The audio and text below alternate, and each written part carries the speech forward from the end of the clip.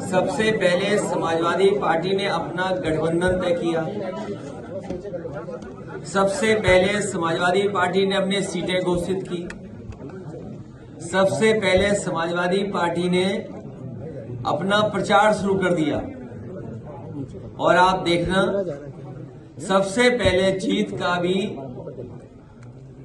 जो संदेश आएगा वो समाजवादी पार्टी और गठबंधन का होगा। तो सबसे पहले गठबंधन किया, सबसे पहले सीटों का बंटवारा किया, सबसे पहले पार्टी कैंपेन सॉन्ग रिलीज किया। तो आप पहली सूचना भी समाजवादी पार्टी और गठबंधन की सीट की जीत का आपको सुनने को मिलेगा। जहां तक बीजेपी का सवाल है, कल भी आपने भाषण सुना होगा। जो एयरपोर्ट रनवे का उद्घाटन हुआ वो समाजवादी पार्टी की सरकार में बना, नेताजी के समय पर बना। उसका एक्सपेंशन समाजवादी पिछली सरकार में हुआ, चाहे वो आजमगढ़ हो, चित्रकूट हो, मुरादाबाद हो या लखनऊ का जो टर्मिनल बना है। जिस समय समाजवादी सरकार थी, लैंड एंड एक्विजिशन से लेकर के सब काम उस समय हुए थे। और उसका परिणाम ये हुआ कि आज आपको वो काम सब दिखाई दे रहे हैं। ये जो नारा देते हैं सबका साथ सबका विकास, ये सबसे ज्यादा झूठ है। सबका साथ कहां दिखाई दे रहा है? सबका साथ कहां दिखाई दे रहा है? सबका विश्वास कहां है? इससे ज्यादा झूठा नारा और क्या हो सकता है? इसीलिए ये चुनाव संविधान बचाने का है। बाबा साहब भीमराव अम्बेडकर जी का संविधान दिया, उसको बचाने का है।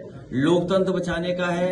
डॉक्टर राम मनोहर लोहिया ने जो समाजवादी सपना देखा, उसको बचाने का है। नेताजी ने जो रास्ता दिखाया, किसान, गरीब, अल्पसंख्यक मुसलमान भाइयों का, उनका हक और सम्मान बचाने का चुनाव है। कल भी मैंने कहा था, कई बार कहा, सदन में कहा और फिर कहता हूं मैं, जो लोग 46 से 56 की बात कहते थे, आज बताएं कि वाइस चांसलर्स जो अपॉइंट हुए वो कितने हुए पीडीए, और वाइस चांसलर्स ने जो अपॉइंट किए हैं उसमें पीडीए कितने हैं, जिलों में पीडीए कितने हैं, जिलों की अधिकारियों की पोस्टिंग में कितना पीडीए है। ये सबसे बड़ी यूनिवर्सिटी थी, कलाम साहब के नाम पर बनी थी, टेक्निकल यूनिवर्सिटी। उसने बताओ डायरेक्टर्स कितने पीडीए के हैं।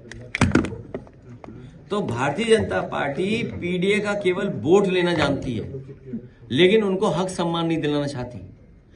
भारतीय जनता पार्टी जानती है कि 60 लाख बच्चों के भविष्य से खिलवाड़ किया उन्होंने।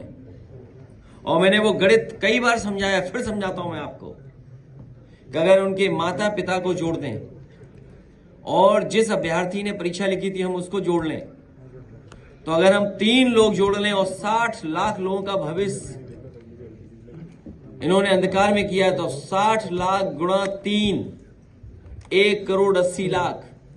और 1 करोड़ 80 लाख का अगर हम भाग दे देंगे 80 लोकसभाओं से, तो 2,25,000 वोट इनके कम हो गए हर लोकसभा में। ये घबराहट है। सोचिए कि हर लोकसभा में भारतीय जनता पार्टी के 2,25,000 वोट कम हुए हैं।